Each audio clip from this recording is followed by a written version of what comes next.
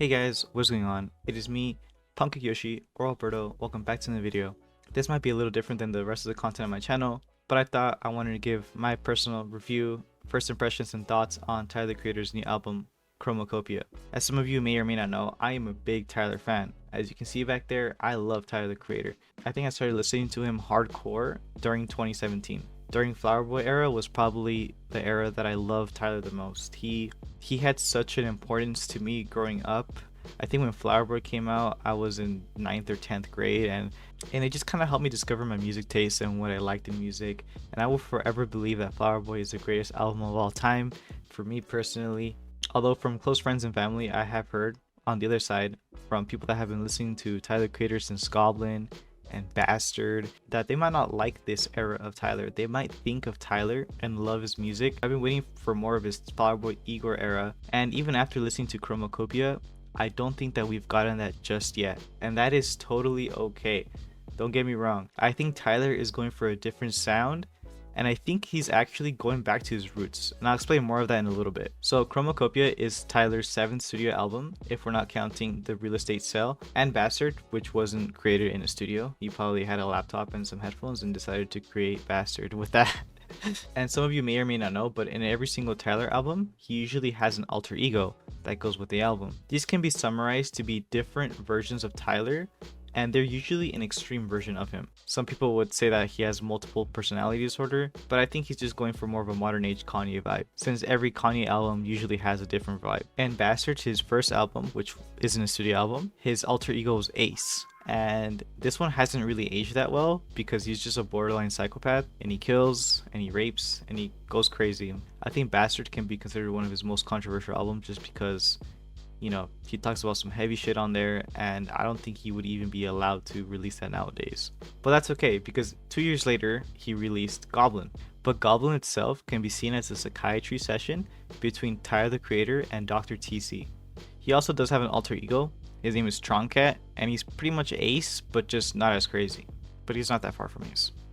And in Wolf, we have Wolf Haley, who goes to Camp Flognaw, and the whole album itself takes place in a camp. And Wolf Haley himself is he's Tyler, but more wild and in his rapper era. You know, he's fun, he likes to smoke pot, he likes to steal girls, he masturbates. That's Wolf Haley, and he's a lyricist. In Cherry Bomb, he switched it up, he went for more of a rock vibe. And that's where we got the alter ego Cherry Bomb, which is the blue flame shirt guy with the pink monster face. And Cherry Bomb he's just a rocker. Then we move on to Flower Boy. And in Flower Boy, he didn't really have an alter ego, but Flower Boy itself signifies Tyler blooming out of his old era and coming into his new era and experimenting with new sounds. He moves to more softer style music. Then we have Igor, and in Igor, the alter ego is Igor. And in Igor, kind of like Wolf Haley, Igor itself, the album is named after his alter ego, Igor, which is this like very bright pink, neon yellow, red suit wearing guy who has a blonde wig with a bowl cut and some glasses. And to me, he's a synth man. And this is like 808's Heartbreak era of Tyler, because it's a breakup album. And then in Call Me If You Get Lost, we had Tyler Baudelaire, which is Tyler the Creator, but living a more luxurious lifestyle. And it kind of had this like 1950s vintage-esque style to it, which kind of like juxtaposes his 1950s style with his like harsh raps. And then we get to Chromakopia, which has its own alter ego, Chroma, or Chroma the Great. And Chroma the Great is a character from the Phantom Tollbooth who is kind of on the nose here, but he conducts colors with his orchestra, and Tyler the Creator plays music and color appears. Although I don't understand where the color specifically comes from, because most of the album is seen in these like muted 1940s green, grays, and blacks. This and the 1940s aircraft and storage container units give it a more metallic vibe. So it's kind of like Lady Gaga's Chromatica, which is very similar to Chromakopia. This is Tyler in his chrome era. Something also to note here that I found very interesting is that Tyler released his album in 2024. And for those of you that might be confused as to why I'm even mentioning this, it's because Tyler the Creator usually had a kind of schedule of sorts. He would release an album every 2 years, and this can be dated back to 2009 when he released Bastard.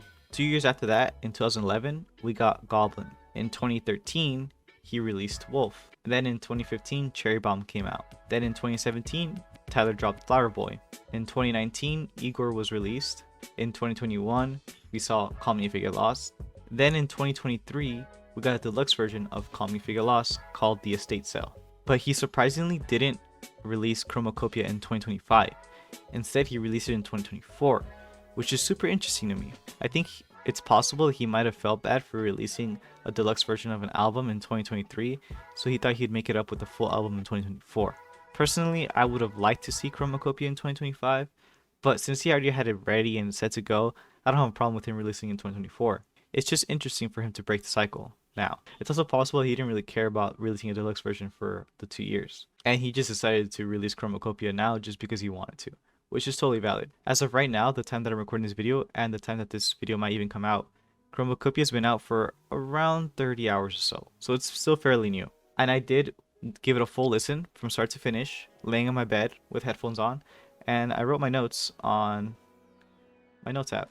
And I did end up writing my notes on the notes app while I was listening to it, just my thoughts, my ranking personally, and anything that stood out to me. And that's what we're going to be using today as a reference. So yeah, we're going to analyze Chromakopia, but this is also just first impressions, and the album's only been out for a little more than 24 hours, so this is still very fresh. Personally, my 3 standouts were Saint Chroma, Sticky, and Balloon. I personally really like Balloon. It's definitely my favorite song from the album.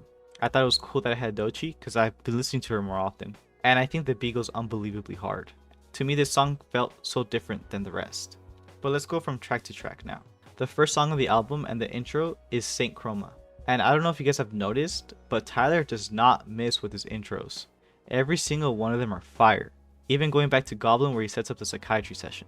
My personal intro is Igor's theme, but Saint Chroma goes hard. It gets you super excited for the album, and I can't think of a better way to introduce Chromakopia. The second song is Ratata, and this is a rap song. It goes really hard, and it does keep the momentum from Saint Chroma, which I do really appreciate. The third song in the album is Noid, and Noid is good. It was released before the album, but I do think he added an intro on the full release. And it's just pretty much about him being paranoid about being famous, which kind of makes sense. Darling I is one of my friend's favorite. He likes it a lot. He said he's been listening to it non-stop since it came out. For me, it's a love song. It gives me Igor and Flower Boy vibes mixed with a little bit of jazz. And honestly, it's still pretty cool. I think a little motif in Chromakopia that adds to the sound are the brass. He uses some trumpets, some trombones, and I'm not sure if he uses any other brass, but he definitely has some brass elements in it, which gives it more of that 1940s chrome, vintage 1940s aircraft vibe. The fifth song is Hey Jane, and it kind of blew up all over the place because this is where we found out that Tyler actually got someone pregnant. Hey Jane is a Planned Parenthood place, I believe, and this song is heavy on the storytelling, heavy monologues, and it's very personal to Tyler. I think Hey Jane's good if you like those storytelling songs. The sixth song, I Killed You, is good. It didn't stand out to me personally, but it talks about Tyler's heritage, and he just kind of spits in this song. Judge Judy is the seventh song, and it has a double entendre.